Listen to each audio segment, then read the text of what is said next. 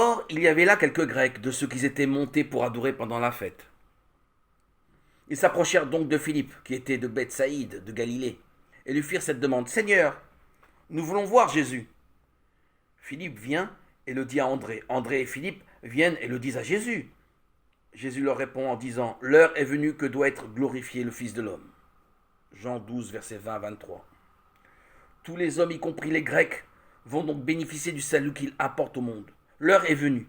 Mais ce salut va se réaliser d'une manière toute différente de celle attendue par les contemporains de Jésus.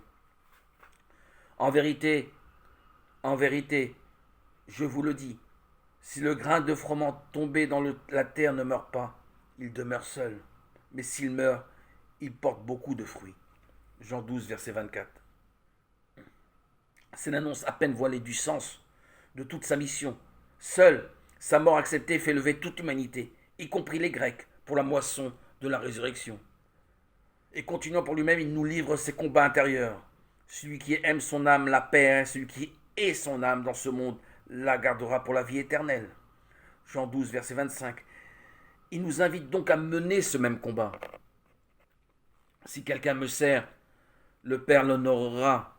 Jean 12, verset 25-26. Et il souligne ainsi jusqu'où ira cette intimité entre lui et ses amis. Aimé du Père. Maintenant, mon âme est troublée, et que dirais-je, Père, sauve-moi de cette heure. Mais c'est pour cela que je suis arrivé à cette heure. Père, glorifie ton nom. Jean 12, verset 27-28. L'image du grain de blé tombant en terre pour jaillir en moisson éternelle lui a remis sous les yeux la croix et toutes ses horreurs. Il est troublé par cette vision. Les sentiments affluent dans son cœur, le remuent comme une multitude, comme une foule aux mille rumeurs. Devant cette oppression, que dira-t-il? Va-t-il demander d'être exempté de la croix? Non, il fera mieux, car il est venu en fait pour cette heure d'angoisse, qui sera son heure de gloire.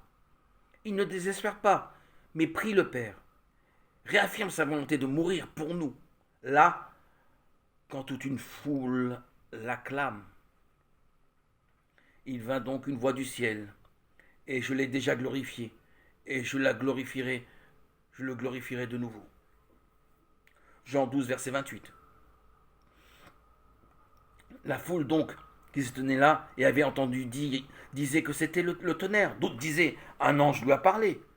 Jésus répondit et dit, ce n'est pas pour moi que cette voix s'est fait entendre, mais c'est pour vous. Jean 12, verset 29-30. Il vient d'entrevoir le succès, les applaudissements de la foule. Volontairement, par amour pour son Père et par amour pour nous, il choisit la mort sur la croix, et son choix vient d'être ratifié par la voix du Père. C'est le Père qui lui rend témoignage. C'est sur sa mission que Jésus s'appuie, et c'est elle qui fait sa force. Aussi, le voici enthousiaste devant son œuvre de salut et la ruine éternelle de son ennemi. Maintenant a lieu le jugement de ce monde. Maintenant le prince de ce monde va être jeté dehors. Et moi, quand j'aurai été élevé de terre, je tirerai à moi tous les hommes. Il disait cela pour suggérer de quelle mort il allait mourir. Jean 12, verset 31-33. Encore une fois, son sacrifice est d'accepter la mort. Comme la semence de la résurrection est d'inviter du haut de la croix tous les hommes à se remettre entre les mains du Père, comme lui.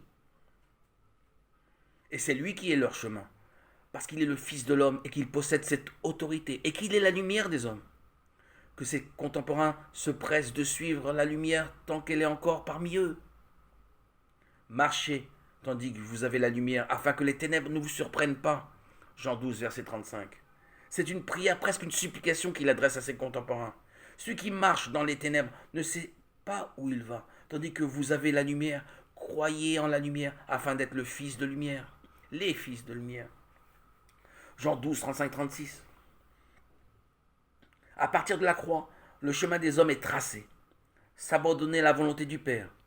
Et alors, l'ancienne loi est arrivée à son terme. Car la lumière a remplacé les ténèbres.